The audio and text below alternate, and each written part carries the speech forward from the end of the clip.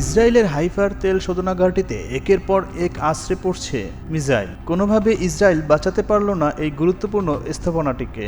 সম্ভবত তেল আবিবে একের পর এক মিসাইল হামলাও ইসরায়েলকে এতটা বিচলিত করতে পারেনি। ইসরায়েলের সবচেয়ে গুরুত্বপূর্ণ ব্যবসার কেন্দ্রস্থল বন্দর নগরী হাইফা এখন জ্বলছে। সেখানকার প্রধান তেল শোধনাগার ধ্বংস করে দিয়েছে ইরান।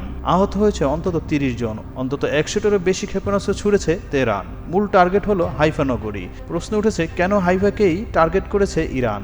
বিশেষজ্ঞরা বলছেন, ইসরায়েলকে সামরিক এবং অর্থনৈতিকভাবে দিশেহারা করতেই এই পরিকল্পনা আয়াতুল্লাহ আলী খামেনির।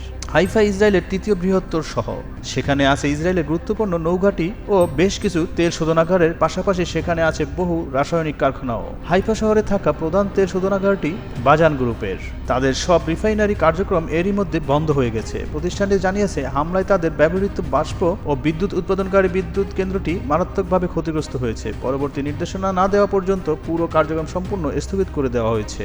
হাইফা শতাব্দীর পর শতাব্দী ধরে বন্দর হিসেবে ব্যবহৃত হয়ে আসছে। এই শহরেই আছে ইসরায়েলের প্রধান এবং গভীর সমুদ্র বন্দর সহ গুরুত্বপূর্ণ জ্বালানি অবকাঠামো। ইসরায়েলের সামুদ্রিক বাণিজ্যের একটি বড় অংশ এখান থেকে পরিচালিত হয়। ইসরায়েলের মোট পণ্য পরিবহনের প্রায় অর্ধেকই এই বন্দরে হয়।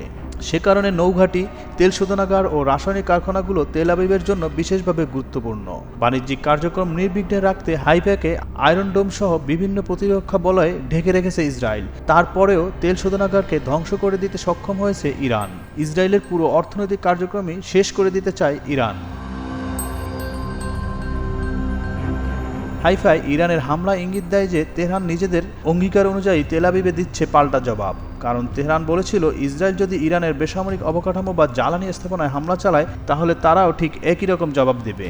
এখন সেটিই ঘটেছে। পাল্টাপাল্টি আঘাতের মধ্যে ইরানের প্রতিরোধ শক্তি দ্রুতই বৃদ্ধি পাচ্ছে। ইসরায়েলের গুরুত্বপূর্ণ সব স্থাপনাকেই লক্ষ্যবস্তু করেছে তেহরান। শত শত মিসাইলে ধ্বংসের নগরীতে পরিণত হয়েছে তেল আবিব, হাইফা সহ গুরুত্বপূর্ণ শহরগুলো। ইসরায়েলের কোমর ভাঙতে প্রতিরোধ্য সব মিসাইল ছুড়ছে ইরান। এমনকি এই যুদ্ধ যে আরও ভয়ঙ্কর হবে তার ইঙ্গিত দিয়েছেন মার্কিন প্রেসিডেন্ট ডোনাল্ড ট্রাম্প। এখনই যে ইরান ইসরায়েলের মধ্যে যুদ্ধবিরতিতে যাচ্ছে না, সেটি সামাজিক মাধ্যমে স্পষ্ট জানিয়েছেন ডোনাল্ড ট্রাম্প।